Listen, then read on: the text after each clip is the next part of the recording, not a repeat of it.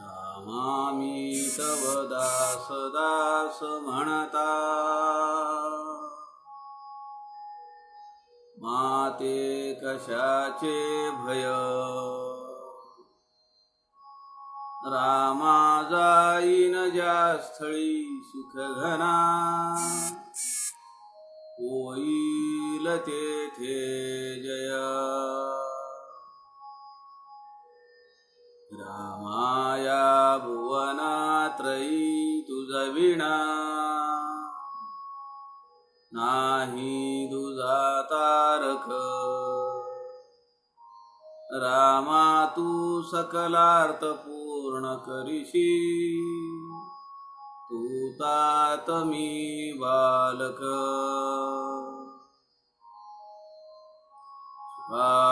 सारिखे पूर्ण वैराग्य ज्याचे, वसिष्ठा परी ज्ञान योगेश्वराचे. कवी वाल्मिकी सारिका मान्य ऐसा. नमस्कार माझा सद्गुरु रामदासा. मला वाटते अंतरी त्वा वसावे, तुझ्या दासबोधासी त्वा बोधवावे. अपत्या परी पाजवी प्रेम रसा, महाराजया सद्गुरु रामदासा. जय जय रघुवीर समर्थ, सब संतन की जय.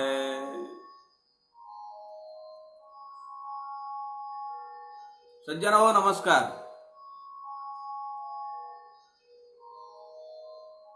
सध्याच्या कोरोना विषाणूच्या प्रभावाखाली आपण संत समागम या व्यासपीठावरून लाईव्ह फेसबुक पेज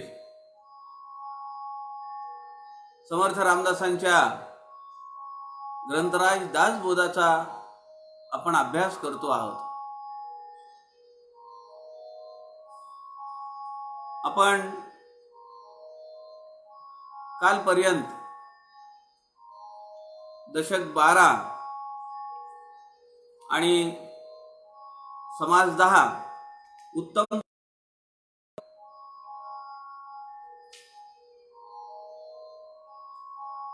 हा समास पाहिला.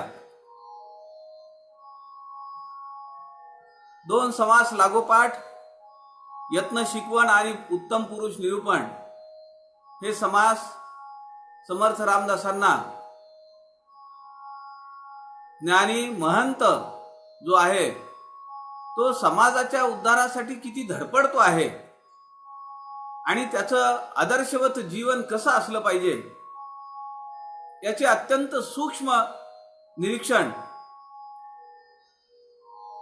सूक्ष्म सूत्र संत रामदासांनी या समासामध्ये दिलेले आहेत. उत्तम पुरुष निरूपण हा समर्थ रामदासांचं जीवन चरित्रच आहे. आपल्या लक्षात येईल की प्रत्येक ओवीला संत रामदासांच्या जीवनातला एक एक प्रसंग आपण लावू शकतो.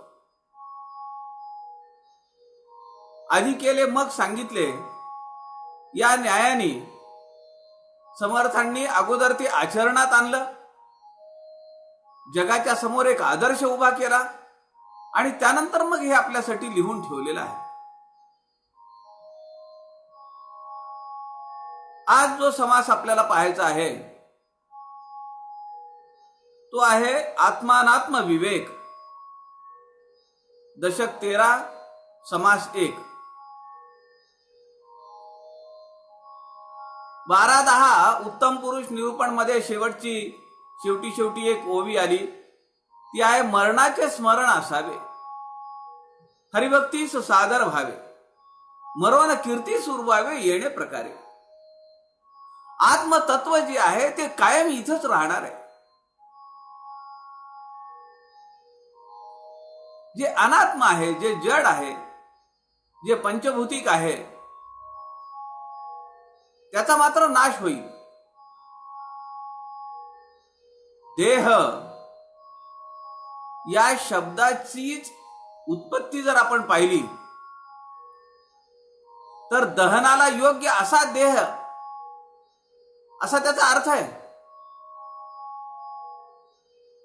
या देहाचं दहन होईल, दफन होईल, पण त्याच्यासाठीच हा देह जन्माला आलेला आहे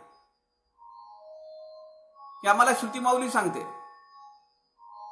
देह या शब्दाच्या पाठीमागे अपेक्षित तेच आहे, दहन किंवा दफन होणे. पण जे आत्मतत्व आमचं आहे, जे आमचं निज स्वरूप आहे, त्याचा विलय कधीही होणार नाही, ते कधीही नाश पावणार नाही. म्हणून मी मागे म्हणालो तसं मृतात्म्यास सद्गती लाभो किंवा शांती लाभो असं म्हणणं अत्यंत चुकीचं आणि अज्ञानाचं लक्षण आहे. मृतात्म्यास म्हणजे आत्मा मृत होतो का? आणि शांती लाभो म्हणजे काय? तो अशांत आहे का? आपण काय लिहितो आहोत, पण हे वाक्य सर्रास लोकांच्या तोंडामध्ये असतं.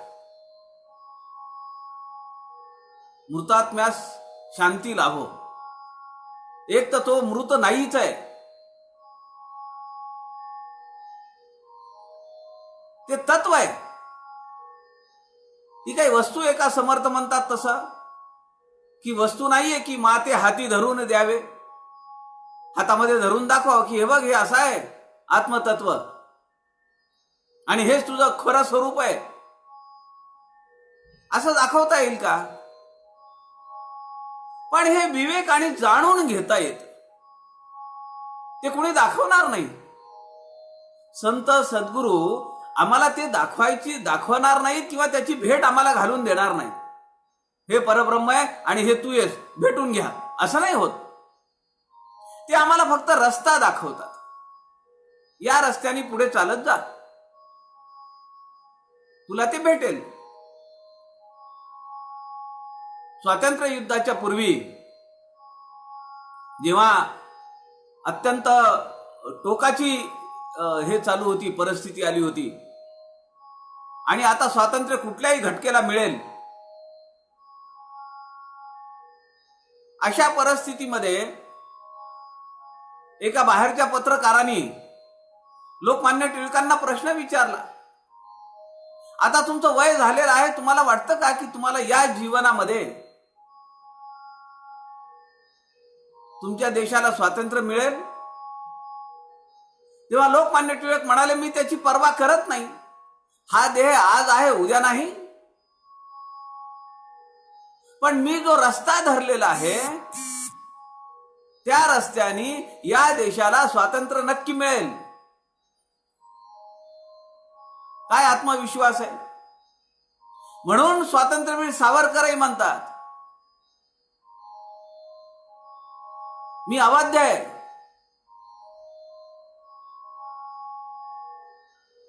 मला मारू शकणारा शत्रू जन्म घ्यायचा आहे. कशाच्या बळावर म्हणतात? त्यांना माहिती आहे हे आत्मतत्व चिरंतन आहे. देह आज आहे उद्या नाही, पण ते आत्मतत्व इथंच राहणार आहे, पुन्हा दुसऱ्या देहात येईल आणि या देशाचं स्वातंत्र्य मिळालेलं तो पाहिल. समर्थ या समासामध्ये आत्मानात्म विवेक यावर विवेचन करतायत. आत्म काय, अनात्म काय याचा विवेक, आणि दोन समास लागोपाठ आलेले आहेत, आत्मानात्म विवेक, सारासार विवेक. आणि आपल्याला माहिती आहे तिसरा विवेक आहे नित्यानित्य विवेक. आत्म काय, अनात्म काय सार काय असार काय हे नित्य जो पाहतो तो नित्यानित्य विवेक आहे.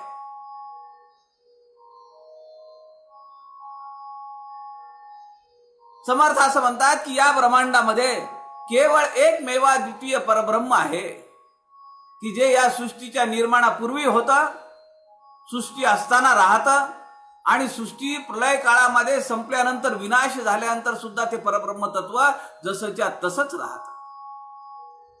ते अदृश्य आहे, अत्यंत सूक्ष्म आहे, अनाकलनीय आहे, पण अनुभवता येतं. ते दिसत नाही पण ते अनुभवता येतं, प्रचितीला येतं. संतांच्या प्रचितीला ते परब्रह्म स्वरूप ते आत्मतत्व आलं का नाही? म्हणून संतांनी वर्णन केलंय ना हे सगळं. ते खोटं आहे का? अनादी कालापासून ऋषी मुनींनी ते तत्व सांगून ठेवलेलं आहे आपल्याला.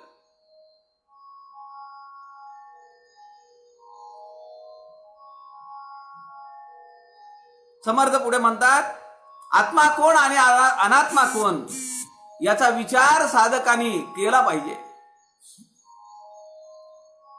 या ठिकाणी आत्मा हा शब्द या समासामध्ये समर्थांनी जीवात्मा किंवा मन या अर्थाने घेतलाय. या पंचभौतिक देहामध्ये जे चैतन्याचं तत्व आहे की ज्या चैतन्याच्या तत्वावर त्या अधिष्ठानावर हा देह चालतोय, बोलतो, फिरतो, करतो, सगळं काम करतो, ते चैतन्य तत्व जे आहे ते म्हणजे आत्मा आहे. आणि अनात्म वापरलेला आहे. तर अनात्म शब्द हा जड वस्तू किंवा पंचभौतिक शरीर याच्यासाठी वापरलेला आहे. निष्क्रिय आहे, ते काही करू शकत नाही. एकटं परब्रह्म काही करू शकत नाही. म्हणून त्याला कुठला तरी आधार घ्यावा लागतो. म्हणून तो मायेचा आधार घेतो, पंचभौतिक देहाचा आधार घेतो आणि त्याला जे पाहिजे ते करून घेतो.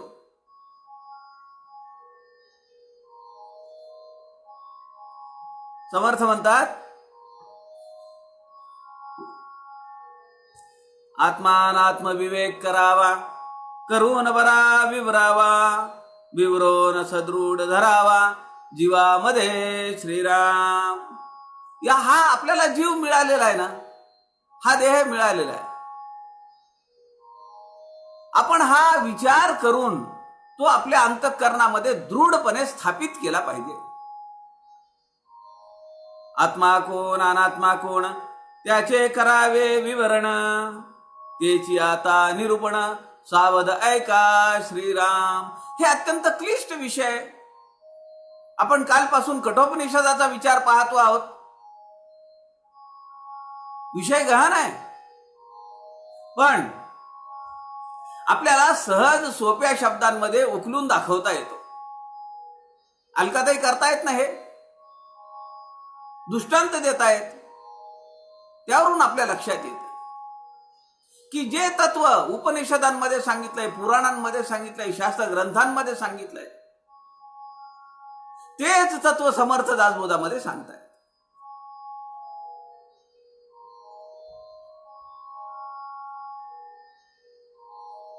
मग ते आत्मतत्व म्हणजे कोण आहे?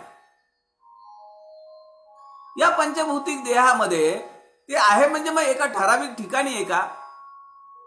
आपण म्हणतो हृदयस्थ परमेश्वराला नमस्कार. मग ते केवळ हृदयामध्ये आहे का? का म्हणतो आपण हृदयस्थ? हृदयाचं कार्य काय माहिती आहे आपल्याला? सगळ्या शरीरातलं अशुद्ध रक्त तिथे येतं, ते शुद्धीकरणासाठी जातं. काय शरीराची यंत्रणा आहे, आश्चर्य वाटेल आपल्याला. म्हणून समर्थ पुढे म्हणतात दासबोधामध्ये, शरीर ऐसे यंत्र आणिक नाही. हे यंत्र आहे. जन्म व्हायच्या अगोदर पासून कुठला अवयव चालू होत असेल आपला, तर ते हृदय आहे. हृदय आपलं चालू होतं. 3-4 महिन्यात हृदय आपलं चालू होत आहे, नंतर बाकीचे अवयव कार्यरत होतात. हृदयस्थ आत्म्याला, हृदयस्थ परमेश्वराला नमस्कार का म्हणायचा? सगळ्या शरीरात रक्त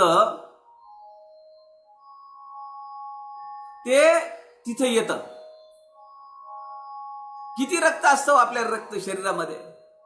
साधारणपणे 10 ते 12% रक्त असतं. म्हणजे समजा माझं जर वजन 70 किलो असेल तर 7 ते 8 किलो किंवा 7 ते 8 लिटर रक्त हे माझ्या शरीरात आहे. हे रक्त अशुद्ध झालेलं ते हृदयात येतं. हृदय त्याला शुद्धीकरणासाठी पाठवतं. शुद्ध होऊन पुन्हा हृदयात येतं आणि ते शुद्ध झालेलं रक्त पंपाच्या द्वारे, कोणता टुल्लू पंप आहे का कोणता पंप आहे माहिती नाही आपल्याला, त्या पंपाच्या द्वारे मेंदूपर्यंत, केसापर्यंत वर ढकलल्या जाते. असा एक पंप आहे दुसरा की ते खाली पायांपर्यंत जे रक्त गेलेलं आहे, नखापर्यंत, अंगठ्यापर्यंत जे रक्त गेलेलं आहे ते ओढून काढतं. ते सगळ्या शरीरभर फिरतंय. म्हणून हृदयस्थ परमेश्वरास नमस्कार आहे.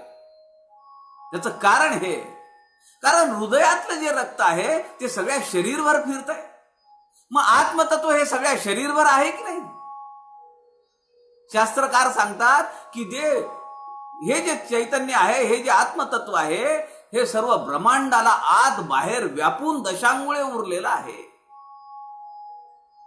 आत बाहेर सगळीकडे व्यापून आहे ते.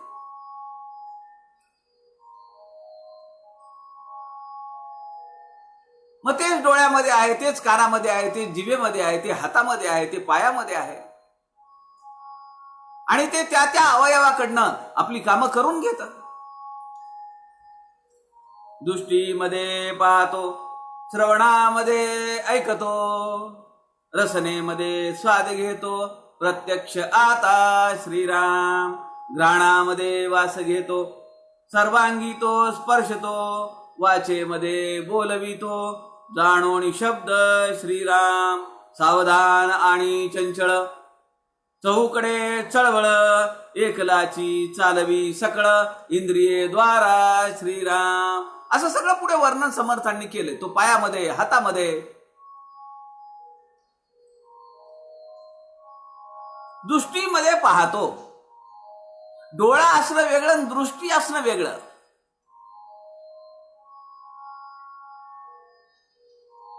जो माणूस मेलाय तिथं डोळा आहे की नाही?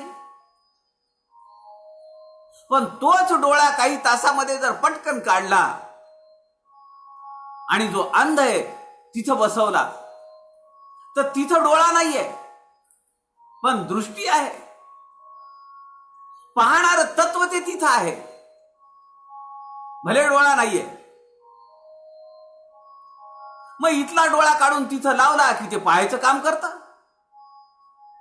त्या डोळ्याला दृष्टी येते. इथं ते आत्मतत्व नाहीये, तो आत्मा त्या शरीरातून निघून गेलेला आहे, म्हणून डोळा आहे पण दिसत नाही. दृष्टीमध्ये पाहतो, श्रवणामध्ये ऐकतो. कान नसतात का लोकांना? ऐकायला येत नाही. मग आपण म्हणायचं का कान नाहीये त्यांना म्हणून? आयुष्यभर त्या कानांनी ऐकलं ना. आमचे एक कार्यकर्ते ग्राहक पंचायतचे, काही वर्षाखाली, आता त्यांचं वय जवळपास 60च्या पुढे 65 वगैरे असेल, त्यांना एका कानाने काहीच ऐकायला येत नाही. मी त्यांना, जेव्हा आम्ही असं एकत्र बसायचो तेव्हा त्यांच्या ज्या कानाला ऐकू येतं तिकडे मला बोलावं लागायचं. समजा मी जर उजव्या हाताला बसलो तर त्यांनी असं करायचं, म्हणून मग मी त्या या कानाजवळ बसायचो आणि त्यांना बारीक आवाजात बोलायचो, ते ऐकायला यायचं. मी त्यांना विचारलं की या कानाला तुमचे ऐकू येत नाही, त्याचं कारण काय? ते म्हणाले, एकदा मे मध्ये ऊन खूप होतं म्हणाले, आणि त्या उन्हामध्ये मी शेताकडे चाललो होतो मोटरसायकलवर. उन्हाच्या झळाया लागल्या, कान 1-2 दिवस दुखला म्हणले आणि कानाला ऐकायला यायचं बंद झालं. म्हणजे त्या दिवसापर्यंत त्यांना ऐकायला येत होतं, म्हणजे कान होता. आजही कान आहे, ऐकायला येत नाही. का? तर ते तत्व तिथं काम करत नाही ऐकण्याचं. रसनेमध्ये स्वाद घेतो, जिभेने स्वाद घेतो, घ्राणामध्ये वास घेतो, नाकाने वास घेतो, सुगंध दुर्गंध सगळं कळतं आम्हाला. मेलेल्या माणसाचं नाक नसतं का? पण त्याला काहीच समजत नाही. उलट त्याचा आपल्याला संसर्ग होऊ नये म्हणून त्याच्या नाकामध्ये आपण कापूस घालून टाकतो. संबंध नको. आता जे चाफेकळी सारखं नाक होतं त्याची अवस्था अशी झाली. सर्वांगी तो स्पर्शतो, वाचेमध्ये बोलवितो, जाणोनी शब्द. हे सगळं कोण करतंय? हा देह नाही करत. की ज्या देहावर आम्ही लुप्त होतो, ज्या देहाच्या मोहात आम्ही बळी पडतो, तो देह करतोय का? हे त्याच्या पाठीमागे एक तत्व आहे आणि तो आहे आत्मा. आणि मग समर्थांनी पुढे खूप वर्णन केलंय. तो सावधान असतो, तो चंचल आहे, तो इकडे धावतो, तिकडे पळतो. 1:45 झाले का तयारीत येतो. हे कोण करतं? 2 वाजतायत, आता तयारी केली पाहिजे. मला वाटतं की ग्रंथ पाहिला पाहिजे. तुम्हाला वाटतं आपल्या हातातली कामं संपवली पाहिजेत. आपल्याला निरूपण ऐकायला बसायचंय. पाय चालवी, हात चालवी, भ्रुकुटी पालवी, डोळा घालवी, संकेत खुना बोलवी, तोच ही आत्मा. काय काय समर्थांनी वर्णन केलं. किती सूक्ष्म निरीक्षण आहे हो समर्थांचं. म्हणजे डोळ्याने इकडे त्यांनी सांगितलं दृष्टी देतोय, पुढे डोळ्याचेच किती प्रकार सांगितले. भ्रुकुटी पालवी, डोळा घालवी, संकेत खुणा बोलवी, तोच ही आत्मा. किती एकाच अवयवावर आत्मा किती वेगवेगळ्या तऱ्हेने वेगवेगळ्या आयामांवर काम करतोय आणि पण तो आम्हाला दिसत नाहीये. एवढा मोठा कार्य करताय पण तो दिसत नाहीये, पण तो अनुभवता येतो. संत सांगतायत, दिटाई लाजवी खाजवी, खोकवी ओकवी थुंकवी, अन्न जेवून उदक सेवी, तोची आत्मा श्रीराम. मळमूत्र त्याग करी, शरीर मात्र सावरी, प्रवृत्ती निवृत्ती विवरी, तोची आत्मा श्रीराम. प्रवृत्ती निवृत्ती त्यामध्ये तो विवरतो, बहिर्मुख वृत्ती करायला लावतो. पण जेव्हा हे लक्षात येतं की बहिर्मुख वृत्ती बरोबर नाहीये, दासबोधात मध्ये आपल्याला सांगितलंय, समर्थ आपल्याला वारंवार सांगताय, अंतर्मुख हो, अंतर्मुख हो, तुझ्या तुला पहा, पहावे आपणासी आपण, असं समर्थ सांगताय. ते पटतं आम्हाला आणि मग आम्ही निवृत्तीकडे झुकतो. निवृत्ती म्हणजे काय? 60 वर्ष, 62 वर्ष, 58 वर्ष असं थोडंच आहे. वृत्तींची निवृत्ती, निर्वृत्त. कुठलाही विचार नाही, कुठलाही संकल्प नाही, कुठलंही मागणं नाही, कुठली अपेक्षा नाही. संत महानुभाव या वृत्तीवर तर राहतात. काय संकल्प आहे त्यांना? ते केवळ आत्मतत्वाला पाहत असतात. पश्यती य पश्यती, आत्मतत्वाला पाहणे, देहाला पाहत नाहीत. ऐके देखे हुंगे चाखे, नाना प्रकारे ओळखे, संतोष पावे आणि धाके, तोची आत्मा श्रीराम. त्याला आनंद वाटतो, घाबरतो, भीतो. पुढे समर्थ सांगतात, युद्धे होता दोहीकडे, नाना शरीरी वावडे, परस्परे पाडी पडे, तोची आत्मा श्रीराम. कुरुक्षेत्रावर अर्जुनामध्ये आत्मतत्व आहे, त्याच्या समोर शत्रू म्हणून जे उभे राहिलेले लोक आहेत त्यांच्यामध्येही आत्मतत्व आहे. आता या अर्जुनाला असं वाटतं की तो त्या आत्मतत्वाला पाहत नाहीये, तो पाहतोय त्या देहाला. थरथरी सुटली, कंप सुटला हाताला, हातातलं गांडीव धनुष्य खाली गळून पडलं, पायाला कंप सुटला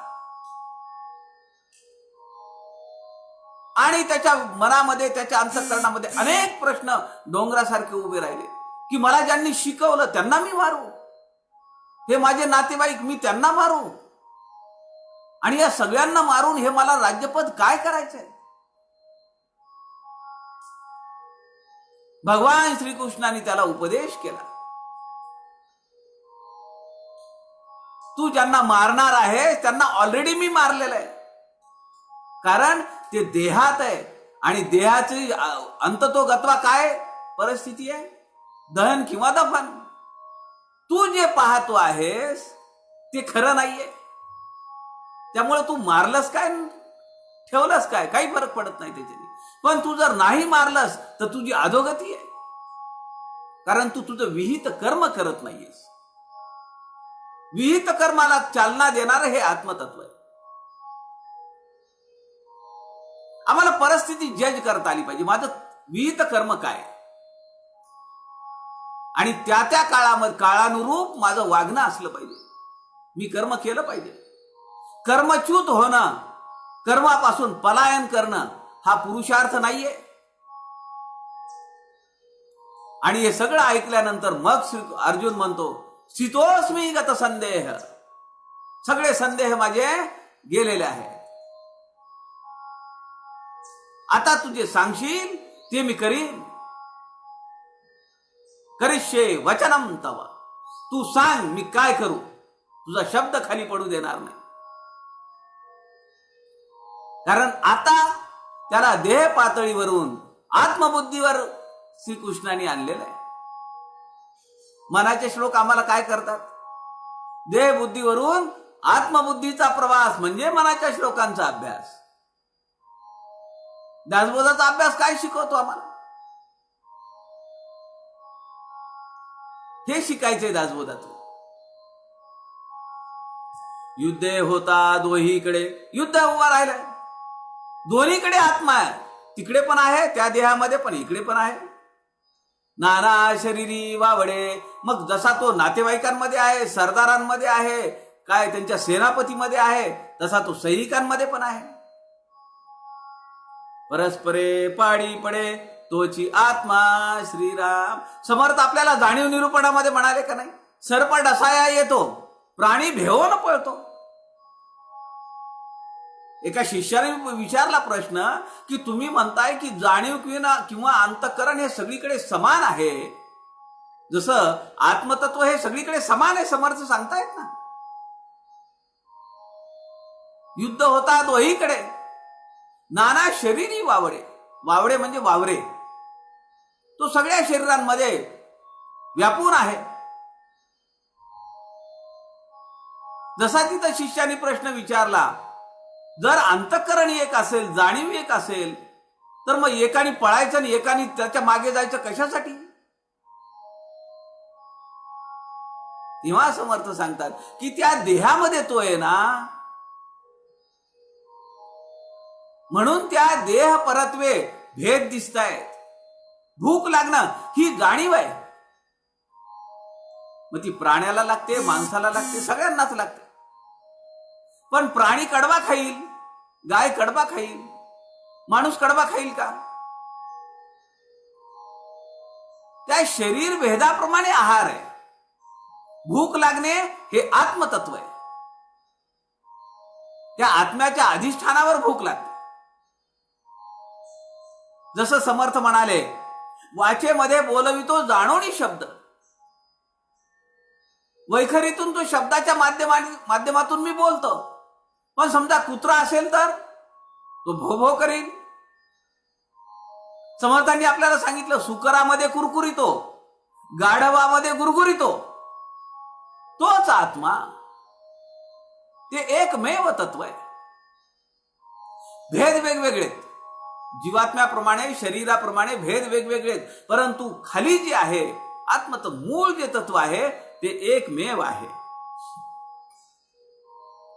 पोथी वाची अर्थ सांगे, याची प्रचिती आपण घेतोय का नाही. या लॉकडाऊनच्या परिस्थितीमध्ये आम्ही किती पोथ्या वाचल्या, कुणी पारायण केली. गुरुचरित्राचं पारायण आहे, ज्ञानेश्वरीचं पारायण आहे, गाथेचं पारायण आहे, एकनाथी भागवताचं पारायण आहे, मनाच्या श्लोकांचं पारायण आहे. आता दासबोधाचं पारायण दर बुधवारी आहे. पोथी वाची अर्थ सांगे, ताळ धरी गाऊ लागे, वाद विवाद वाऊगे तोची आत्मा श्रीराम. पोथी झाली, निरूपण झालं, आम्ही बातम्या बघायला बसतो. आणि मग त्या बातम्या बघत असताना आपल्या लक्षात येतं, आज इकडे एवढे मेले, तिकडे एवढे ऍडमिट आहेत, एवढ्या लोकांना डिस्चार्ज झाला. त्यावर मग वाद होतो, कोण करतं हे सगळं. मग विरोधी पक्षाचे लोक म्हणतात, तुम्ही आकडे कमी दाखवले.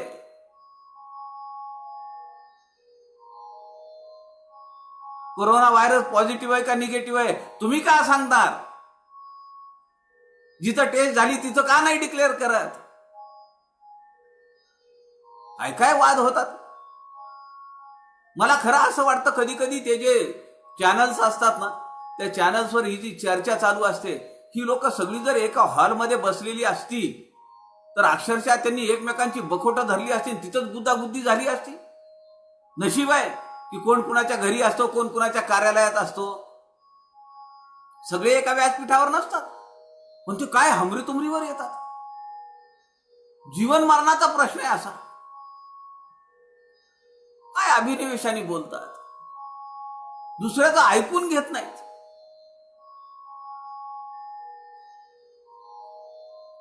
आणि हे जे सगळे त्यांना करायला लावणारा जो सूत्रधार असतो, अँकर,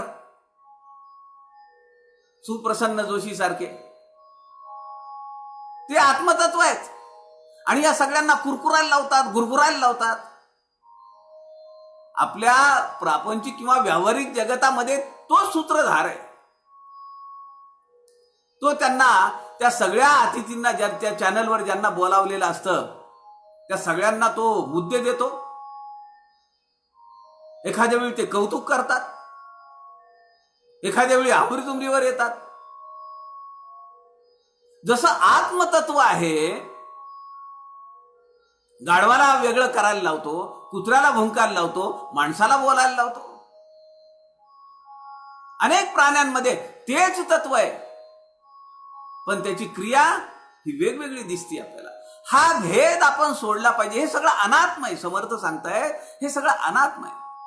अनात्म म्हणजे जड आहे. त्या भेदावर नाही जायचं आपल्याला. त्या सगळ्याच्या मुळामध्ये कोण करतंय त्याच्याकडे आपलं लक्ष असलं पाहिजे.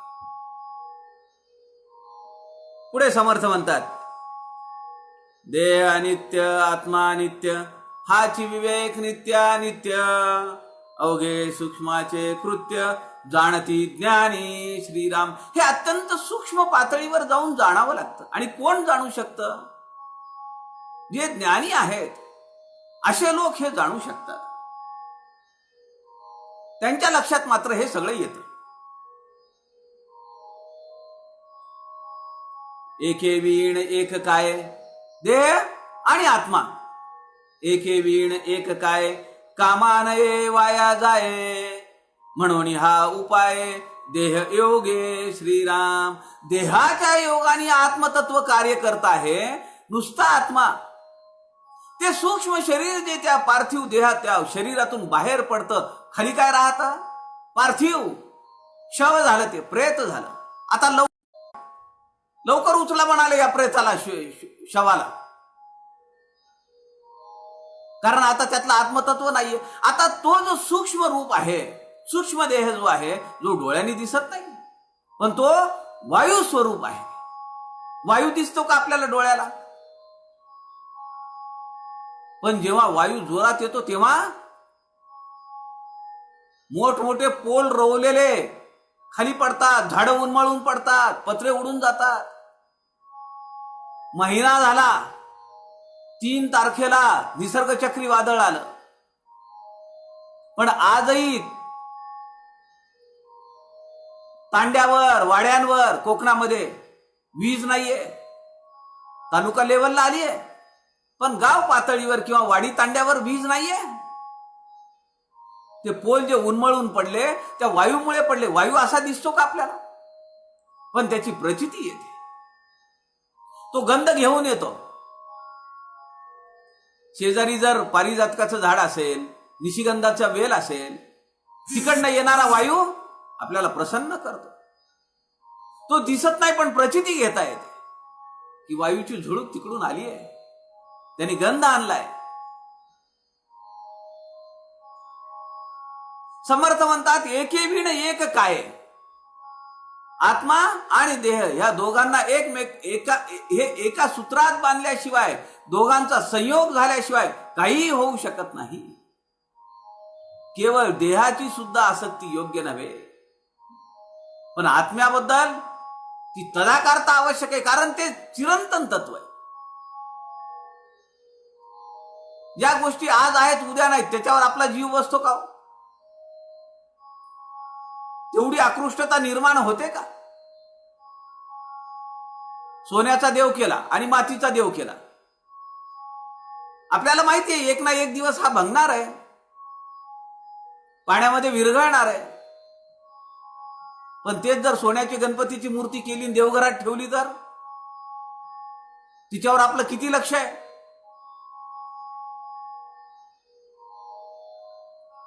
त्या मूळ तत्वापर्यंत त्याचा शोध घेण्यासाठी हा जन्म मिळालेला आहे.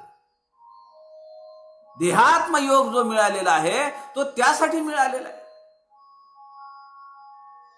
देह अनित्य, आत्मा अनित्य, हाची विवेक नित्यानित्य. अवघे सूक्ष्माचे कृत्य जाणती ज्ञानी श्रीराम. पिंडी देह धरता जीव, ब्रह्मांडी देह धरता शिव. ईश्वर तनु चतुष्टये सर्व ईश्वर धरता श्रीराम. समर्थ आता इथं पिंडातून ब्रह्मांडापर्यंतची संकल्पना आपल्या समोर ठेवत आहे. जो पिंडी देह धरता आहे, पिंड म्हणजे शरीर. आपण पिंड करतो का नाही भाताचे? श्राद्धाच्या दिवशी, तिथीच्या दिवशी. काय त्याच्या पाठीमागचा अर्थ आहे? आई, वडील, आजी, आजोबा, पंजोबा, पणजी, खापरपणजी, खापर पंजोबा या सगळ्यांची नावं घ्यावी लागतात. आणि त्या प्रत्येकाचा एक देह म्हणून तो पिंड आहे. पिंडी देह धरता जीव, ब्रह्मांडी देह धरता शिव. जीवाशिवाची भेट घडली पाहिजे, आपण म्हणतो का नाही? म्हणून स्वामी विवेकानंद म्हणाले शिव भावे जीव सेवा. त्या परमात्म्याला पहा की ज्याने या ब्रह्मांडाला धरून ठेवलेलं आहे. त्याचा अंश इथं आहे या जीवामध्ये, म्हणून याचं काहीतरी भलं करा. त्याला अडला नडला, त्याचं काय कमी जास्त असेल त्याला मदत करा. त्याला क्वारंटाईन केलंय, त्याला जेवणासाठी द्या. सरकारने धान्य पाठवलंय, ते त्याला द्यावं लागतं आपल्याला. त्यामध्ये जर मापामध्ये कुणी पाप करत असेल तर 5 किलो तांदूळ द्यायचे आहे, त्याच्यात 5.25 किलो द्यायचे आणि उरलेलं सगळं बाहेर मार्केटला विकायचं. असे प्रकार आणि अशी वृत्ती ही माणसाची आहे का? अहो, पशु वागत नाही एवढ्या नीच पातळीवर जाऊन. पण आता सध्या घडतंय ते, कारण लोकांना देहबुद्धी ते एवढे अडकलेले आहेत की त्यांना वाटतं की हे तांदूळ विकावे, त्याचे पैसे करावे, किंवा हे उरलेले तांदूळ आपल्या घरात न्यावेत, आपल्या पाहुणे मंडळींना द्यावेत. काय वृत्ती आहे? लोकांना हाताला काम नाहीये. उद्या परवापासून तर अजून भयानक परिस्थिती आहे. आज देशामध्ये सगळ्यात जास्त संख्या जर असेल तर ती महाराष्ट्रात आहे. आणि महाराष्ट्रामध्ये सुद्धा मुंबई, पुणे, ठाणे, औरंगाबाद अशा ठिकाणी आहे. औरंगाबादला रोज 200, 250, 250 कोरोनाग्रस्त रुग्ण निघत आहेत. 2 दिवसानंतर अत्यंत कडक असा लॉकडाऊन परत चालू करण्याचा शासन विचार करत आहे. जिल्ह्याचं प्रशासन विचार करत आहे. 3 महिन्यापूर्वी जेव्हा लॉकडाऊन चालू झाला तेव्हा जेवढा कडकपणा नव्हता तेवढा कडकपणा सध्या मुंबईमध्ये. किती परिस्थिती भयानक आहे. आणि अशा परिस्थितीमध्ये लोकांच्या वाट्याला आलेलं धान्य ते आपण काढून घ्यावं. काय संस्कार आहेत आमच्यावर. दारूची दुकानं उघडली की उड्या पडाव्या. नाही दारू मिळाली, नाही प्यायला मिळालं तर काय आता जीव जाणार आहे.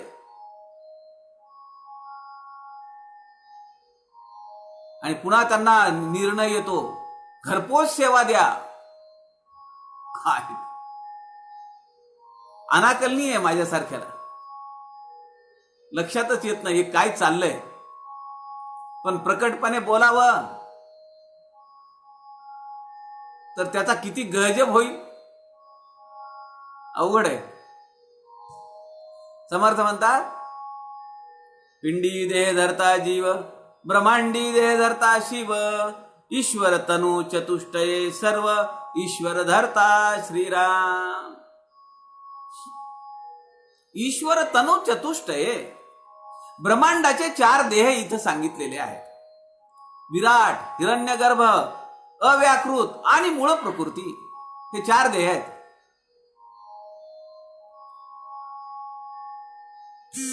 ईश्वर तनु चतुष्टये सर्व ईश्वर धरता. ते एक तत्व आहे की जे सगळ्याला धरून ठेवलेलं आहे. ते आत बाहेर व्यापक आहे.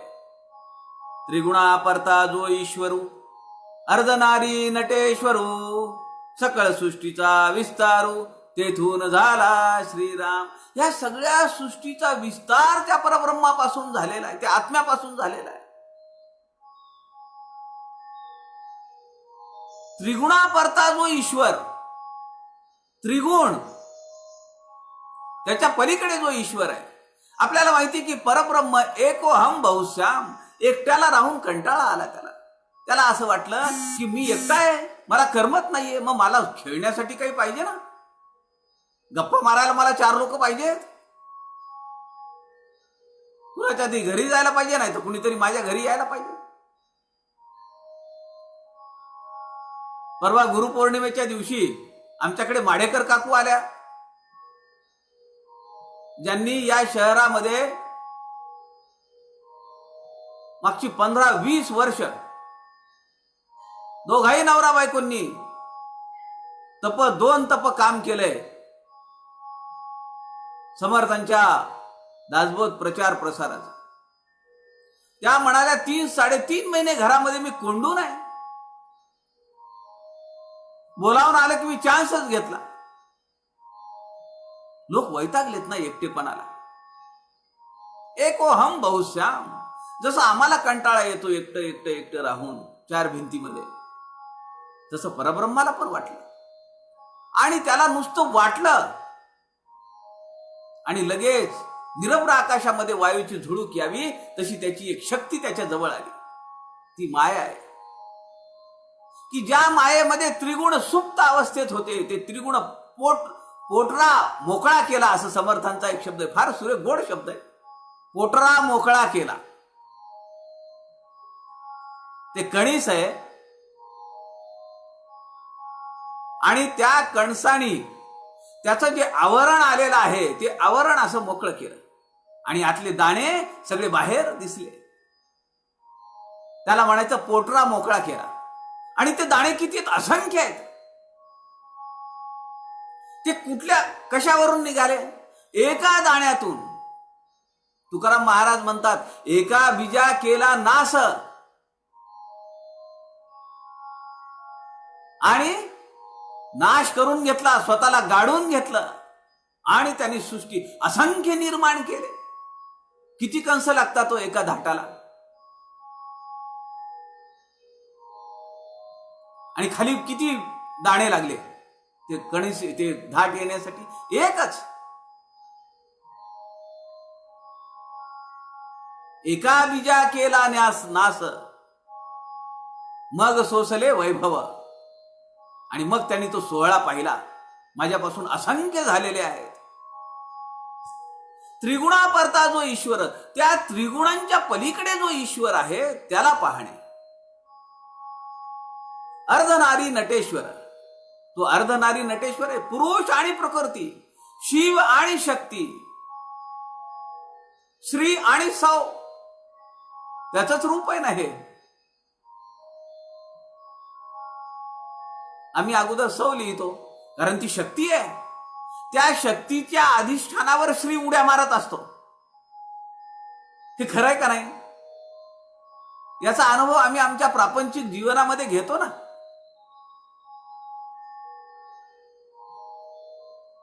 प्रकृती नसेल तर पुरुष काही करत नाही.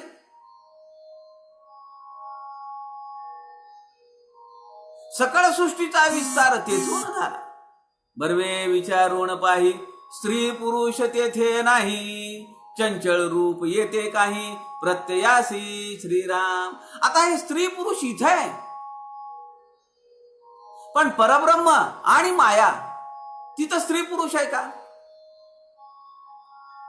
समर्थ म्हणतात सरिता म्हणजे बायको झाली, पण ती बायको आहे का? स्त्रीलिंगी नाव आहे, पण ती बायको आहे का? म्हणून समर्थांनी एका समासामध्ये स्त्रीलिंगी नावांची यादी, पुरुषलिंगी नावांची यादी, नपुसकलिंगी नावांची यादी दिली आहे का नाही त्या आत्मतत्वाला? आणि ज्याला हे समजतं ना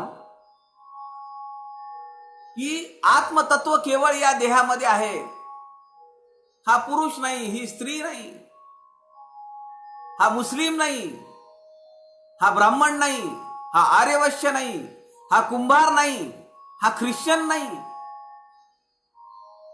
ठाकूरांच्या जीवनामध्ये आम्ही पाहिलंय नाही. रामकृष्ण परमहंस मशिदीमध्ये राहिले. त्यांना एकाने विचारलं की मशिदीत काय केलं तुम्ही? ते म्हणाले काली माता कशी बांग देतीये हे मी अनुभवलं. बायबलचा अभ्यास केला आणि येशू ख्रिस्ताचं दर्शन झालं रामकृष्ण परमहंसांना. कृष्ण परमहंसांचा शिष्य स्वामी विवेकानंद जगाला तत्वज्ञान दिलं. स्वामी विवेकानंदांचे विचार आजही आपल्याला पटणार नाहीयेत. जे पटणार नाहीयेत ते सुप्त आहेत. त्याची वाच्यता किंवा त्याची चर्चा फार कुणी करत नाही. वर्ण जाती हे काही मान्य नाहीये स्वामी विवेकानंदांना. आम्हाला चालेल का होते? पहा किती वर्ष झाली आहेत स्वामी विवेकानंद जाऊन.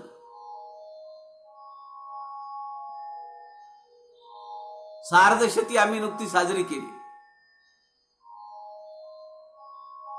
आजही ते विचार आम्हाला पचणारे नाही आहेत. ज्ञानीपुरुषाचं वक्तव्य किंवा ज्ञानीपुरुषाचे विचारच तसे असतात. कारण तो आपल्या संकुचित आपल्यासारखा राहत नाही. या देहापुरता नसतो, या समाजापुरता नसतो. त्यांनी ब्रह्मांडाला व्यापून टाकलेला असतं. तिथं सगळे भेद संपतात. त्याची दृष्टी व्यापक होते.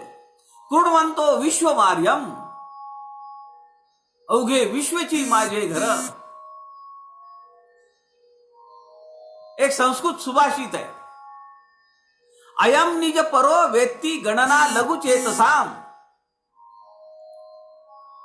उदार चरितानाम तू वसुधैव कुटुंबकम. काय सांगतं हे सुभाषित? अयम निज परो वेत्ती गणना लघुचेतसाम. लघुचेतसाम संकुचित वृत्ती आहे. मी माझ्या देहापुरतं फक्त पाहीन. क्षुद्र विचारा प्रवृत्तीचे जे लोक असतात त्यांना आपला परका असं मानतात ते. वसुधैव कुटुंबकम हे फक्त बोलायला आहे. आणि जेव्हा त्यांच्या वागणुकीवर ते येतात तेव्हा अपपरभाव भेद करतात.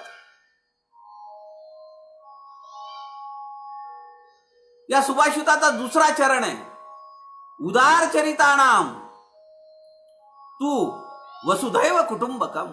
जे उदार आहेत, जे व्यापक आहेत, ज्यांनी अनात्म काय आणि आत्म काय याचा विचार केलेला आहे, त्याची प्रचिती घेतलेली आहे, त्यांना वसुधैव कुटुंबकम. स्वामी विवेकानंदांची एक शिष्य आहे रोमारोला. ती काय म्हणतीये स्वामी विवेकानंदांबद्दल? श्री रामकृष्ण परमहंस आणि स्वामी विवेकानंदांनी मला जिंकून घेतलंय. फार मोठं काम केलंय रोमारोलानी अमेरिकेत.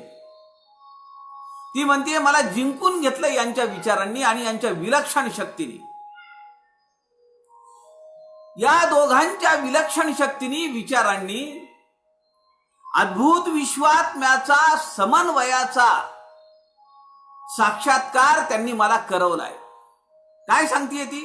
अद्भुत विश्वात्म्याच्या समन्वयाचा साक्षात्कार. रोमारोला लिहितीये का स्वामी विवेकानंदांची दृष्टी याच्या पलीकडे गेलेली आहे.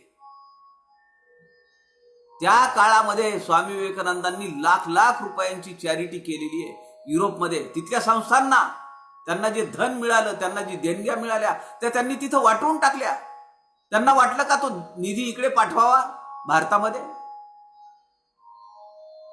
आपल्या भारतामध्ये खूप लोक खायला नाहीये, अंगावर कपडे नाहीयेत, त्यांना आपण हा इथला लाखो, त्या काळातले लाखो रुपये म्हणजे काय, आज कोट्यावधी रुपये आहेत ना. स्वामीजींची व्यापक दृष्टी आपल्याला लक्षात आली पाहिजे. आणि का घडतं हे? कारण ते ज्ञानी आहेत. उदार चरिताम, लघुचेतसाम नाही आहेत ते.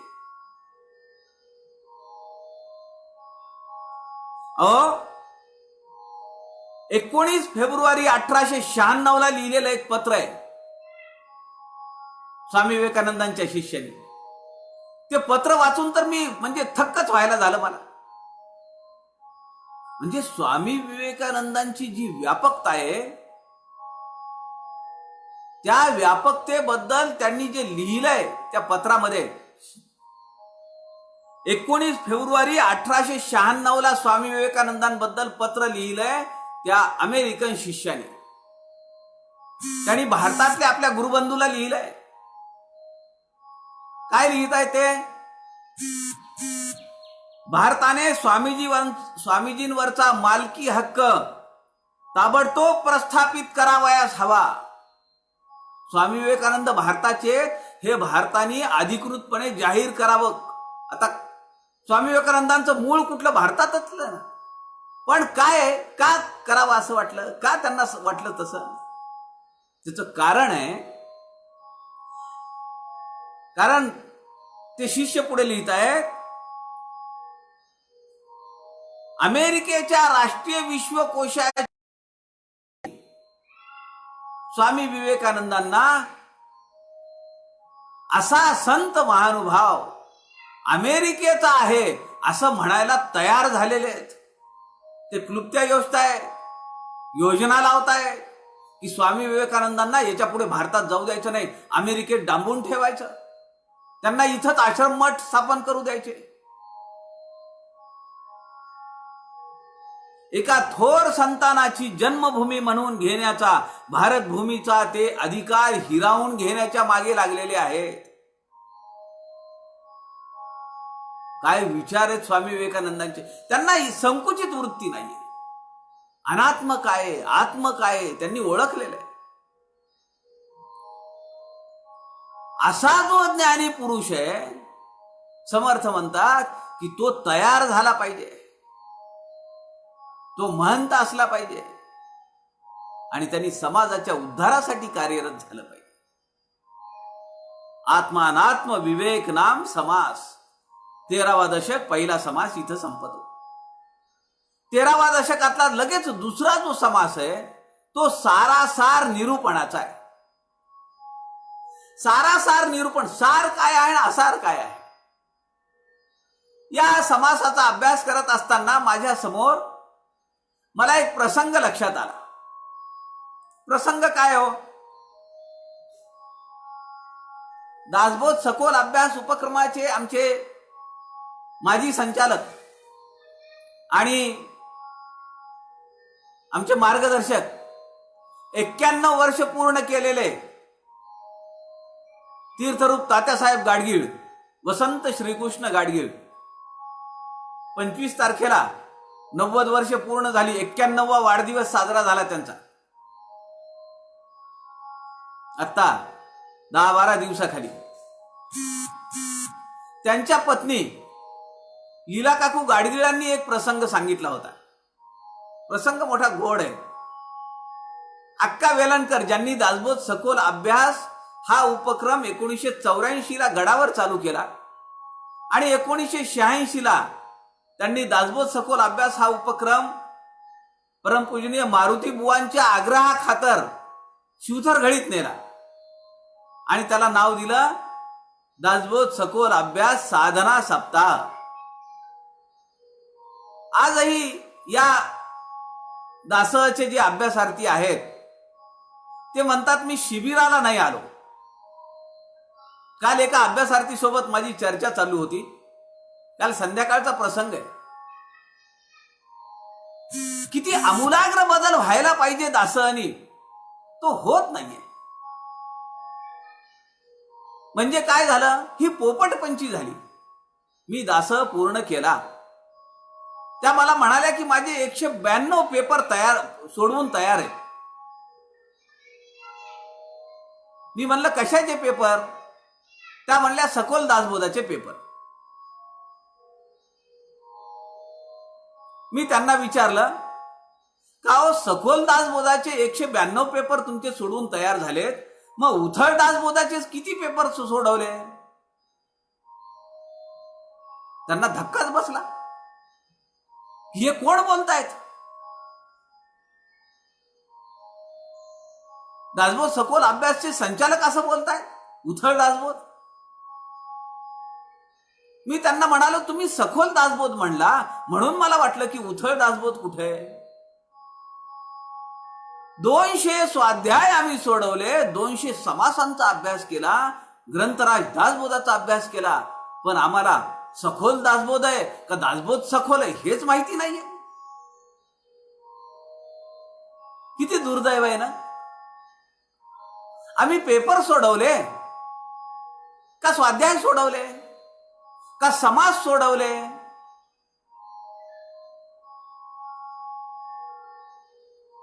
याला म्हणायचं सारासार विवेक.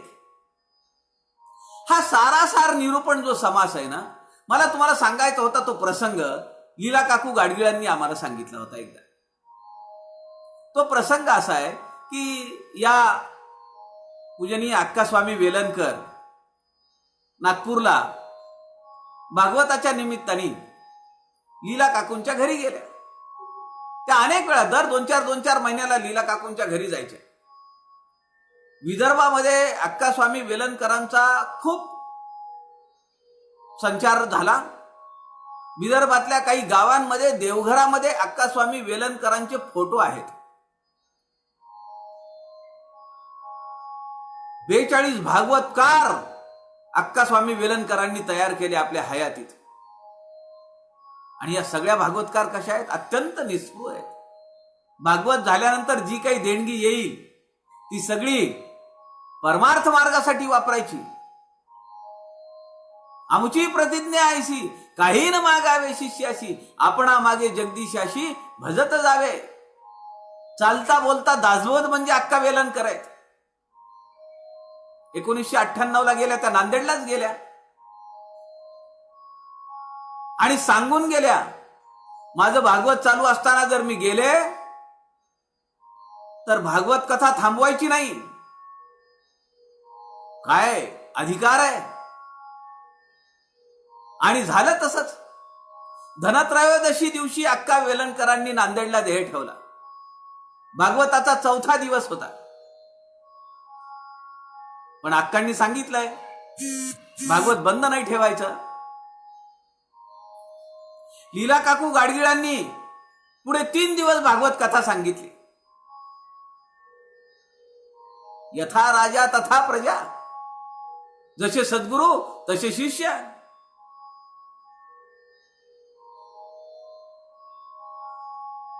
सारासार निरूपण या समासातल्या नावावरनं मला जो प्रसंग आठवला तो मला तुम्हाला या ठिकाणी सांगायचा. तो प्रसंग असा आहे की टोमॅटोचा सार करायचा आणि खिचडी करायची. म्हणून लीला काकू गाडगिळ बाजारामध्ये गेल्या. टोमॅटो चांगले वेचून आणले. आता सार करायचा आहे. घरामध्ये 2 मुलं आहेत, सुना आहेत, अक्कास्वामी आहेत, तात्या गाडगिळ आहेत, एवढी सगळी मंडळी आहे. मग त्यांनी 1-1.5 किलो टोमॅटो घेतले.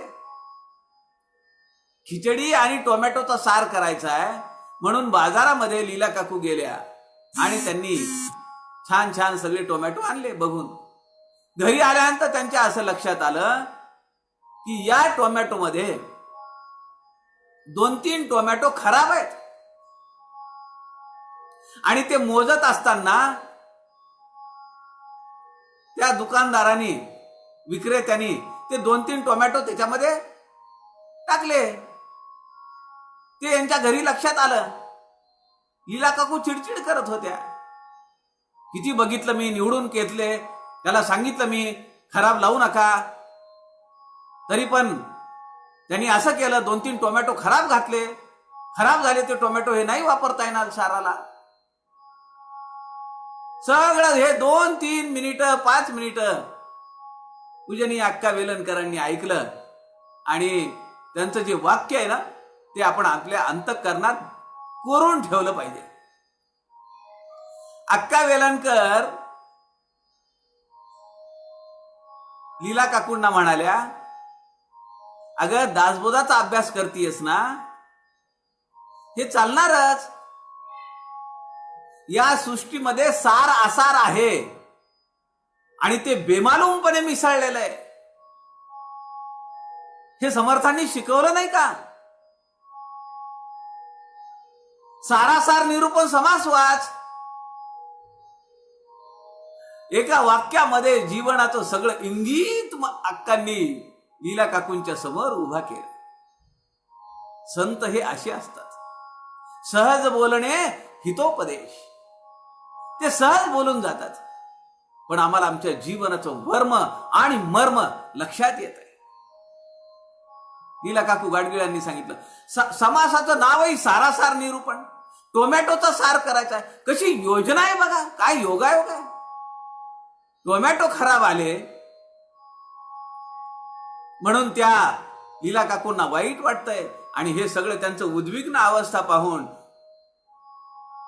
अक्कास्वामी म्हणतायत की दासबोधाचा अभ्यास करतीयस ना तू, मग हे सगळी सृष्टी, हे सगळं दृश्य विश्व सार आसाराने भरलेलं आहे, आत्मा अनात्मानी भरलेलं आहे. हे नको का समजायला? आणि ते आपण ऍक्सेप्ट केलं पाहिजे, ते मान्य केलं पाहिजे. विनाकारण त्यावर चिडून वैतागून उद्वेग करून काय उपयोग आहे? सार आसार. विनोबाजी काय म्हणतायत? विनोबाजी आपल्याला सांगतायत, विनोबाजींनी फार सुरेख मनाच्या श्लोकांचं जे निरूपण केलेलं आहे त्यामध्ये विनोबांनी मनाच्या श्लोकाला सोन्याची लगड म्हणलंय. सोन्याची लगड ही शुद्ध आहे, ती तिजोरीत असते.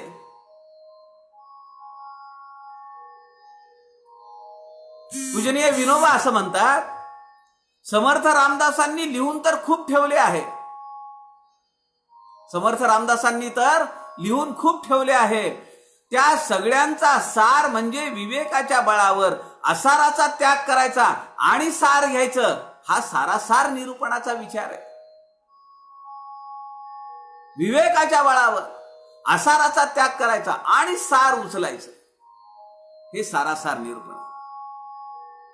समर्थ म्हणतात, जे आसार आहे ते नाश पावतं, ते दिसतं, त्याचा जन्म होतो, पण जे सार आहे ते जसंच्या तसंच आहे.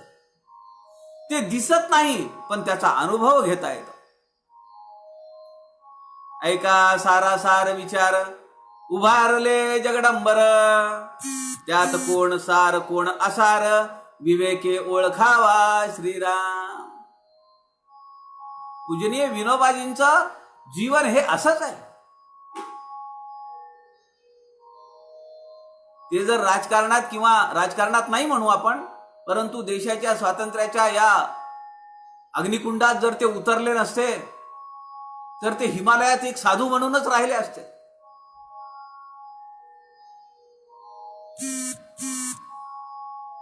समर्थ म्हणतात, मागा आत्मानात्मविवेक बोलिला, अनात्मा ओळखोन सांडिला, आत्मा जाणता लागला मुळीचा तंतू श्रीराम. जे अनात्मा आहे, जे असार आहे, जे दृश्य विश्व आहे, त्याच्या मागे लागता उपयोगी नाहीये. जे आत्मवत आहे. समर्थ म्हणतात, आत्मा जाणता लागला मुळीचा तंतू. आता याचं सगळं चित्त कुठे लागलंय? तिकडे आत्म्याकडे लागलेलं आहे. त्या मुळापर्यंत तिकडे तंतू, तिकडे सूर जुळलेला आहे, तिकडे तंतू लागलेला आहे. हेत म्हणजे तो चंचळ, निर्गुण म्हणजे निश्चळ, सारासार विचारे चंचळ, होऊन जाते श्रीराम. आपल्या विचारावर, सारासार विचारावर, त्या आधारावर चंचल जे आहे ते होऊन जाते, म्हणजे नष्ट होते. आणि जे सत्य आहे, जे आत्मा आहे, तिकडे आमचं अंतःकरण लागतं. त्याचा शोध घेण्यासाठी आम्ही दासबोध ग्रंथाचा अभ्यास करायला चालू करतो, मनाच्या श्लोकांचा विचार करतो, ज्ञानेश्वरी हातात घेतो, नाथांचं भागवत हातात घेतो, आणि याच्याही पुढे ज्याची व्यापक दृष्टी होते तो बायबल हातात घेतो आणि येशू ख्रिस्ताचा साक्षात्कार करून घेतो. तेवढी व्यापक दृष्टी व्हावी लागते. हेत म्हणजे तो चंचळ. इथं हेत हा शब्द हेतूनी घेतला पाहिजे. आमचा हेतू काय आहे? आमचा संकल्प काय आहे? तो कायम चंचळाच्या मागे. आम्हाला हे पाहिजे, ते पाहिजे. घर झालं, मग एक फ्लॅट झाला, 1 BHK झाला, तो मोठा पाहिजे, 2 BHK घेतला पाहिजे. फ्लॅट झाला, मग आम्हाला एखादा प्लॉट घेतला पाहिजे. मग आम्हाला एखादा फार्म हाऊस करायचा आहे, तिकडे जायला पाहिजे. मग त्यासाठी आम्ही अहोरात्र मरत राहणार, व्याप वाढवत राहणार. मग मुळीचा तंतू आमचा लागेल का? आमची सगळी वृत्ती बहिर्मुख झालेली आहे. हे पाहिजे, ते पाहिजे, ते पाहिजे. त्या पाहिजे पाहिजेचा हव्यास आमचा सुटतच नाही. कुठेतरी थांबता आलं पाहिजे का नाही सांगा. मोठमोठे क्रिकेटपटू असतात, मोठमोठे जिम्नॅस्टिक्स असतात. बोल्ट माहिती आहे ना तुम्हाला? जगातला वेगवान खेळाडू, त्याच्या एवढी गती नाहीये कुणाला. त्याचंही नाव बोल्ट आहे. बोल्ट लावल्याशिवाय चाकं फिरत नाहीत. जगातला वेगवान खेळाडू कोण आहे? बोल्ट आहे. पण त्याला लक्षात आलं ना की नाही, आता इथं थांबलं पाहिजे, आणि निवृत्ती जाहीर केली. सचिन तेंडुलकरच्या लक्षात आलं का नाही, इथं थांबलं पाहिजे, आणि निवृत्ती जाहीर केली. आमच्या जीवनामध्ये आम्हाला कुठेतरी थांबता यायला पाहिजे, आणि तो विचार कृतीत आणला पाहिजे. हे कधी जमणार आहे?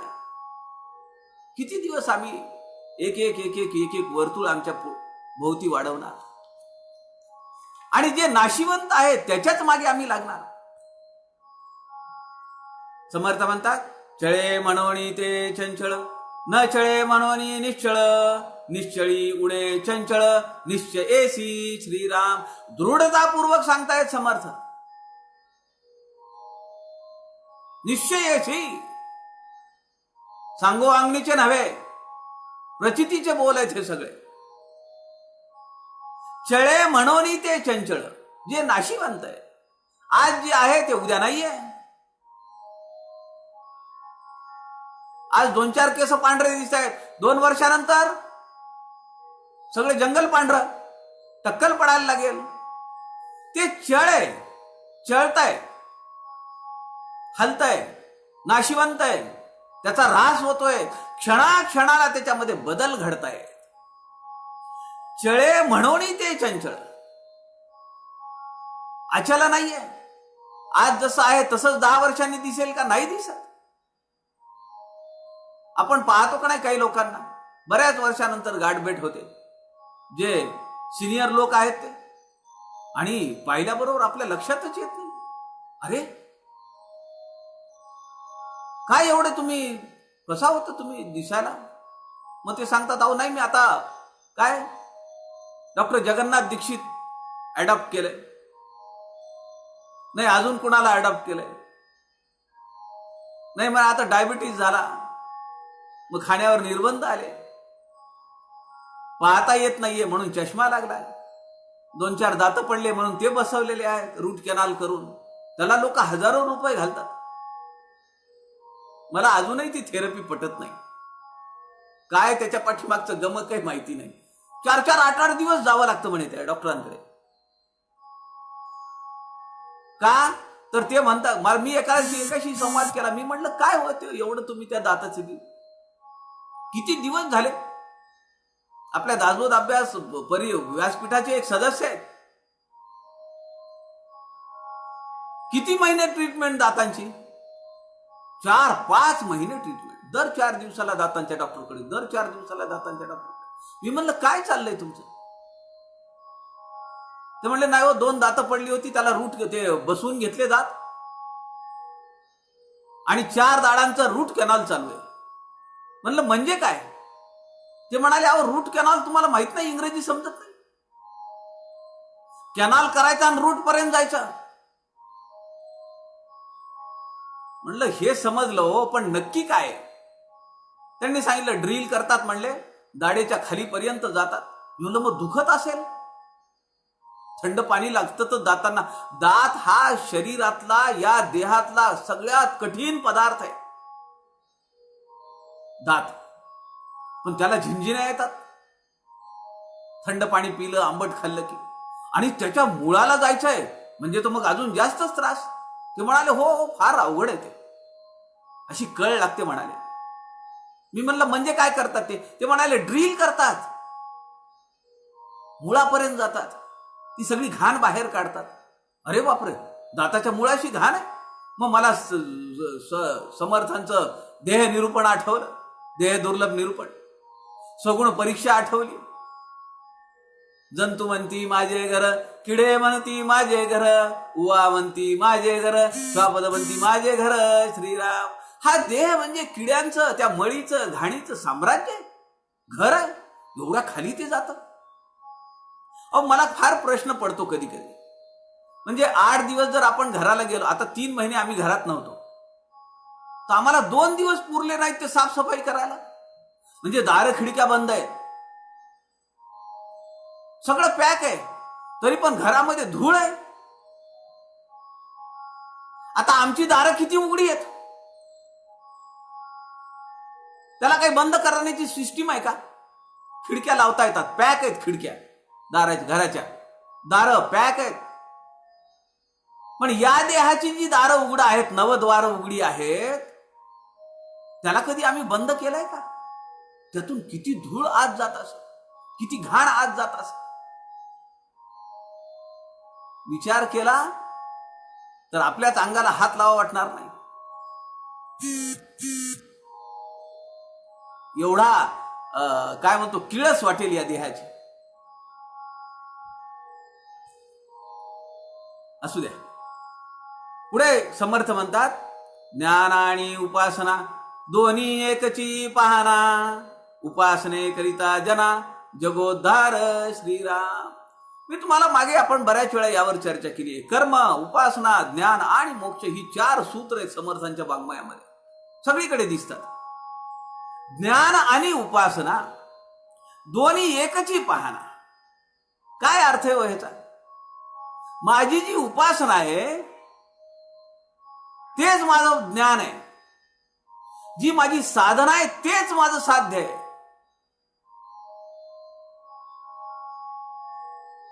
विषय तसा क्लिष्ट आहे ना,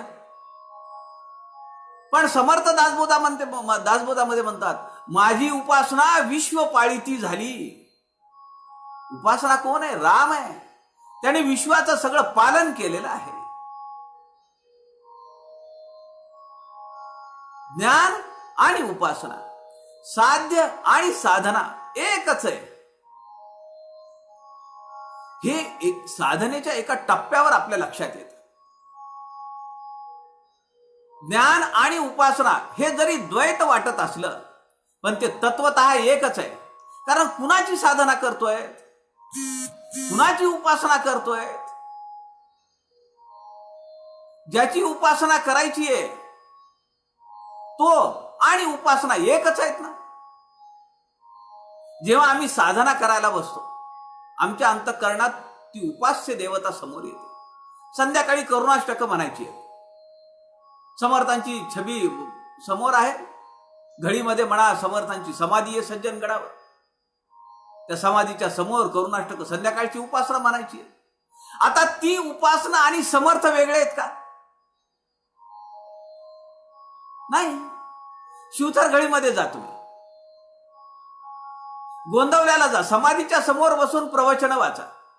आता ते समर्थ गोंदवल्याची समाधी ब्रह्मचैतन्य गोंदवलेकर महाराजांची आणि त्या प्रवचनामधले महाराज वेगळे आहेत का? उपासना आणि ज्ञान, साधना आणि साध्य एकच आहे. समर्थ म्हणतात ज्याचं ज्ञान व्हायचंय त्याच्या जवळ गेल्याशिवाय अधिक आसन उपासना काय अर्थ आहे त्याचा? ज्याचं ज्ञान व्हायचंय, समर्थांची कृपा आम्हाला व्हायची आहे, मग समर्थांच्या जवळ जाणं म्हणजे अधिक आसन. ती उपासना ती काय फक्त शब्दबद्ध केलेलीच आहे का? करुणाष्टकच आहेत का फक्त? का सवायाच आहेत का? फक्त समर्थाष्टक म्हणजे उपासना आहे? नैवेद्य दाखवणं, आरती करणं म्हणजे उपासना आहे का? मनाचे श्लोक म्हणणं शब्दांनी म्हणजे फक्त उपासना आहे का? अहो, त्यातलं जे ज्ञान आहे, जे ज्ञान आम्हाला समर्थांना द्यायचंय, त्यांच्या अंतःकरणात आहे की तू हे ज्ञान घे, ज्ञानी हो आणि तदाकार हो माझ्या स्वरूपाशी. ते ज्ञान मिळवण्यासाठी अधिक आसन म्हणजे उपासना. समर्थांच्या जवळ जाणं, ते एवढ्या जवळ जाणं की समर्थ आणि मी वेगळे नसणं. मग आता ज्ञान आणि उपासना एक झाली का नाही? साध्य होता साधनेची ठाव कैचा, समर्थांनी सांगितलं का नाही दासबोधामध्ये? साध्य होता साधनेचा ठाव कैचा. आता उपासना म्हणजे राहिली कुठे? ते उपासना जी आहे ती शब्दातली उपासना कुठे राहिली? तू तर तदाकार झाला. आता साधक नाही राहिला, साधना उडून गेली. आता केवळ साध्य राहिलंय आणि ते म्हणजे सारासार निरूपण आहे. सार काय? आसार सगळं बाजूला टाकता आलं पाहिजे. हे आसार, हे आसार, हे आसार, हे नाहीये, हे नाहीये, हे नाहीये, आणि जे राहील शेवटी ते दाखवता येतं का? नाही दाखवता येत. पुढे समर्थ म्हणतायत, नाशिवंत नासेल की नासेना, ऐसा अनुमानची आहे मना, तरी तो पुरुष सहसा ज्ञाना, अधिकारी नव्हे श्रीराम. असा अभ्यास करत असताना, अशी साधना करत असताना, अशी उपासना करत असताना जर त्याला काही अनुमान वाटला, शंका वाटली की हे होईल का, समर्थ म्हणतात असा साधक अधिकारी नाहीये. अहो, समर्थांनी आतापर्यंत 2 वेळा आपल्या उपासनेची शपथ घेतलेली आहे. माझ्या उपासनेचा बडिवार प्रभूस लागे उत्तर. माझ्या रामाला शब्द लागेल मी जर खोटं बोललो तर, असं समर्थांनी सांगितलंय ना आपल्याला. मग का अनुमान करायचा? का मनामध्ये संशय यायला पाहिजे?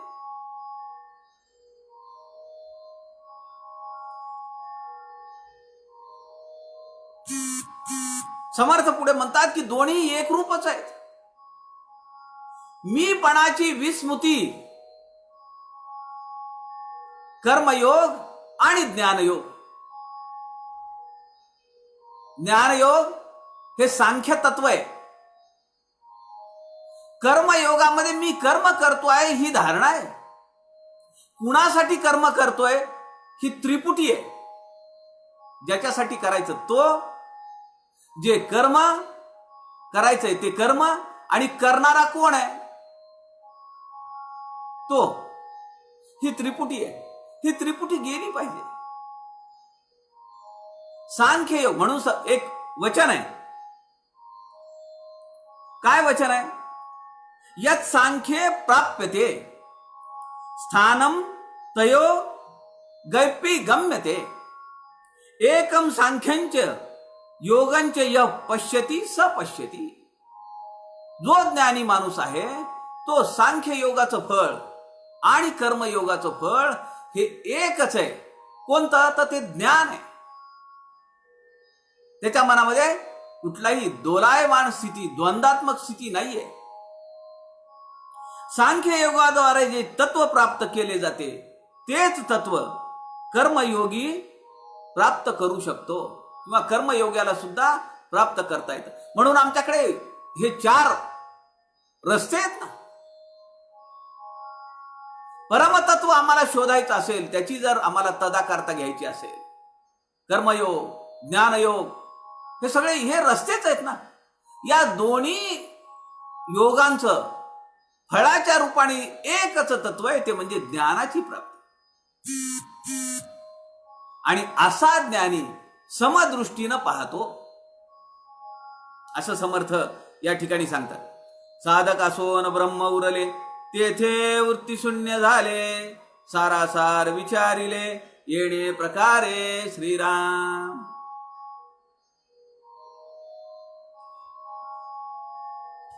वेळ पुरत नाही आपल्याला. 3:30 होत आहेत. 5 मिनिटांमध्ये आपण हा समाज संपूया. खरं तर आता या ज्या शेवटच्या ओव्या आहेत ह्याच्यावरच खूप तत्व आहे. ह्याच्यातच खूप तत्व विवंचन आपल्याला करता येते. खोटे सांडून खरे घ्यावे तरीच परीक्षवंत म्हणावे असार सांडून सार घ्यावे परब्रह्म ते श्रीराम. समर्थांना अपेक्षित आहे असा ज्ञानी माणूस, जो महंत आहे, जो साधक आहे, समर्थांच्या वाङ्मयाचा अभ्यास करतोय. खोटे सांडून खरे घ्यावे. जे खोटं आहे ते जाणता आलं पाहिजे. ते सांडायचं, बाजूला टाकायचं, सोडायचं आणि खरे घ्यावे म्हणजे सारे घ्यावे. तरीच परीक्षवंत म्हणावे, तरीच आम्ही समर्थ भक्त म्हणलं पाहिजे. ज्ञानेश्वरीमध्ये काय म्हणतात माऊली? पाहे पा दूध पवित्र आणि गोड. फार गोड ओवी आहे ओही माऊलींनी सांगितलेली. पाहे पा दूध पवित्र आणि गोड पासी त्वचेची या पदरा आड. काय म्हणतायत? त्वचेचा पदर आहे फक्त. आमच्या डोळ्याच्या समोर कसला पदर आहे? जे आम्हाला खरं दिसत नाही, खोटं दिसत नाही, लक्षात येत नाहीये. फार सुरेख दृष्टांत माऊलींनी दिलेला आहे. पाहे पा दूध पवित्र आणि गोड. ते दूध किती पवित्र आहे. अभिषेकाला इकडे तिकडे सगळीकडे वापरता येतं. लहान बाळाला 1 दिवसाच्या त्याला पाजवता येतं. काही धोका नाहीये त्यापासून. असं पवित्र आणि अत्यंत गोड असलेलं हे दूध आहे. कशाच्या पदराच्या आड आहे. पदर म्हणजे काय? त्वचेचा पदर आहे. कासेवर परी ते अव्हेरुनी गोचिड अशुद्ध सेवी. पण गोचिड काय करतं? ते दूध प्यायच्या ऐवजी अशुद्ध असलेलं, पवित्र नसलेलं, अपवित्र असलेलं ते रक्त घेतं. आणि ही वस्तुस्थिती का नाही? काय सुरेख दृष्टांत आहे. अजून एक दृष्टांत माऊलींनी दिलाय. खरे खोटं निवडता आलं पाहिजे, सार आसार निवडता आलं पाहिजे. आणि ती विवेकी दृष्टी समर्थ आम्हाला दासबोधातून देत आहे. अजून एक दृष्टांत आहे. का कमल कंदा आणि दुर्दुरी. का कमल कंदा आणि दुर्दुरी नांदणूक एकेची घरी. कमलकंदा कमळातले पराग आणि दुर्दुरी चिखल एकत्रच नांदतायत, एकाच ठिकाणी आहेत. कमळाचे पराग तिथंच आहेत आणि चिखल तिथंच आहे. नांदणूक एकेची घरी, एकाच ठिकाणी नांदतायत, दोन्ही एकत्रच आहेत. परी पराग सेविजे भ्रमरी येरा चिखलची उरे. बेडूकाला त्या चिखलातच बरं वाटतंय, पण भ्रमर जो आहे तो लांबून येतोय आणि पराग कणांचं सेवन करतोय. सज्जन हो, ही दृष्टी, हे ज्ञान, हे विवेकाची दृष्टी समर्थ आम्हाला देत आहे. आणि तो दासबोध सांगतोय सारासार निरूपण, आत्मानात्म निरूपण, नित्य विवेक असा करायला समर्थ आम्हाला सांगतायत. पुढे समर्थ म्हणतायत जाणता जाणता जाणीव जाते. आता हे जाणत असताना खरं काय, खोटं काय, सार काय, असार काय, नित्य काय, अनित्य काय, आत्म काय, अनात्म काय, हे सगळं जाणत असताना समर्थ म्हणतात जाणीव जाते. ही जाणण्याची कला संपते. का संपते? कारण जाणायचं काही राहतच नाही. ते ज्ञान मिळाल्यानंतर काही जाणायचं, काही ज्ञान मिळवायचं राहत नाही. ते आत्मज्ञान आता साधकाला प्राप्त झालेलं आहे. आपली वृत्ती तद्रूप होते. तद्रूप म्हणजे त्या रूपाशी, त्या परब्रह्म रूपाशी आमची वृत्ती तदाकार होते. आत्मनिवेदन भक्ती ते ऐसी आहे श्रीराम. आता माझा मी पण जे आहे ते सगळं संपलेले. आत्मनिवेदन ते सहज घडतं. वाच्यांशे भक्ती मुक्ती बोलावी, लक्षांशे तद्रूपता विवरावी, विवरता हेतू नुरावी, ते तद्रूपता श्रीराम. आणि ती तद्रूपता एकदा मिळाली, त्या आत्मतत्वाशी आमची तदाकारता झाली की मग विवरता हेतू निरावी. इकडे तिकडे इकडे तिकडे फिरणारी हेतू तू आत्मबुद्धी, देहबुद्धी, त्यातला जो मीपणा आहे, ती देहबुद्धी आहे, मी हा जो संकल्प आहे, समर्थ म्हणतात नुरावी, ती राहत नाही. कारण तद्रूपता झालेली आहे त्या परब्रह्म तत्वाशी. तद्रूप, सद्रूप, चिद्रूप आणि तद्रूप. सस्वरूप म्हणजे आपले रूप, आपले रूप म्हणजे अरूप, तत्वनिर्शना उपरी श्रीराम. आणि जेव्हा 82 तत्वांचा झाडा होईल, जे असार टाकून देऊ, अनात्म सोडून देऊ, अनित्य जे आहे त्याचा त्याग करू, त्यानंतर काय राहील? आत्मवत वस्तू की जी सार आहे, की जी नित्य नूतन आहे, ती म्हणजे परब्रह्म स्वरूप, की जिच्या अधिष्ठानावर या सगळ्या ब्रह्मांडाचं चलन वलन, निर्माण, सृजन सगळं चालू आहे. बृहदारण्यक उपनिषदाचा एक संदर्भ या समासाला आहे. बृहदारण्यक उपनिषदामध्ये याज्ञवल्क्य ऋषी आपल्या पत्नी मैत्रेयीला म्हणतायत. काय म्हणतायत ते? अविनाशी वा अरे यमात्मा, अविनाशी वा अरे यमात्मा, अनुचित तद्धर्मा. पुढे काय म्हणतात? आत्मा हा अविनाशी आणि अपरिवर्तनीय आहे. जे परिवर्तन होत आहे, जे विनाशी आहे, ते आत्मतत्व नाहीये की जे मला पाहिजे आणि जे माझ्या अंतरस्थितीला धारणा धरून आहे, त्याच्या अधिष्ठानावर हे सगळं चाललेलं आहे. आत्मा हा अविनाशी आहे, अपरिवर्तनीय आहे. त्यात कुठेही परिवर्तन होणार नाही, कुठेही त्याचा नाश होणार नाही, कुठेही त्याचा ऱ्हास होणार नाही.